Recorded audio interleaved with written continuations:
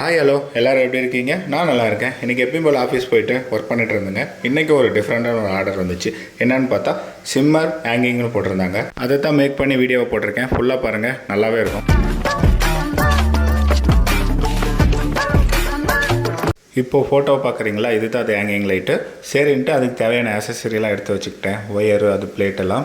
First இந்த plate வந்து ஒரு ஹோல்ஸ் போட்டுக்கணும். எந்த அளவுக்குன்னா இந்த ஸ்டாப்பர் போகிற அளவுக்கு ஒரு ஹோல்ஸ் போட்டுக்கிட்டு 1 மீட்டர் ஒரு ஒயர் கட் பண்ணிக்கிட்டு அதுக்கு தேவையான ஒரு ஃபிக்சர் எடுத்துக்கிட்டேன். இந்த ஃபிக்சர் தான் வந்து கஸ்டமர் கேட்டிருந்தாங்க. ஸோ அந்த ஃபிக்சரே எடுத்துக்கிட்டேன். அப்புறம் இது மேலே இருக்கிற இந்த மெட்டல் பிளேட்டு தான் நம்ம ரிமூவ் பண்ணி எடுக்க போகிறோம்.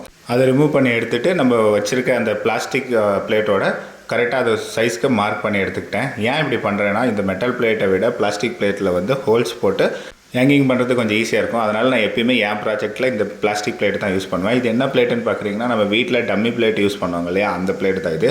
அதை எடுத்துகிட்டு கரெக்டாக அந்த ஃபிக்சருக்குள்ளே போகிற மாதிரி கரெக்டாக உட்காந்து கட் பண்ணி எடுத்துக்கிட்டேன்.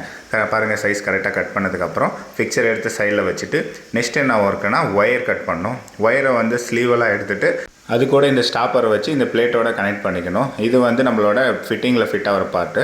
இது ஃபுல்லாக டைட் பண்ணி முடிச்சதுக்கப்புறம் ஒயரோட இன்னொரு எண்டை எடுத்துக்கிட்டு அது கூட பேஸ் ஃபிட் பண்ண போகிறோம். ஏன் பேஸ் ஃபிட் பண்ண போகிறோம்னா, பேஸ் தான் வந்து நம்ம சீலிங்கில் ஃபிட் பண்ணுறதுக்காகவும் இது மாதிரி ஒரு குட்டியாக ஒரு பேஸ் எடுத்துக்கிட்டு அதையும் ஒயரோட இந்த ஸ்டாப்பரை வச்சு கனெக்ட் பண்ணிக்கிட்டேன். அவ்வளோதாங்க, நமக்கு தேவையான ஒயர் பேஸும் எல்லாம் ரெடி ஆயிடுச்சு. இதை வந்து நம்ம ஃபிக்சரோட ஃபிக்ஸ் பண்ணிட்டா ஹேங்கிங் லைட் ஆல்மோஸ்ட் ரெடி.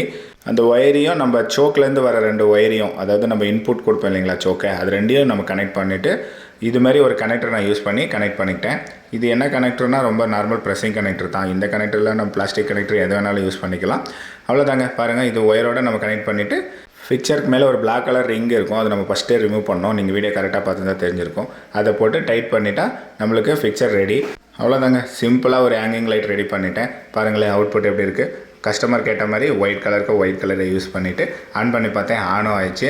இவ்வளோ தாங்க. வீடியோ பிடிச்சிருந்தா மறக்காமல் சப்ஸ்கிரைப் பண்ணிக்கோங்க. பாய்.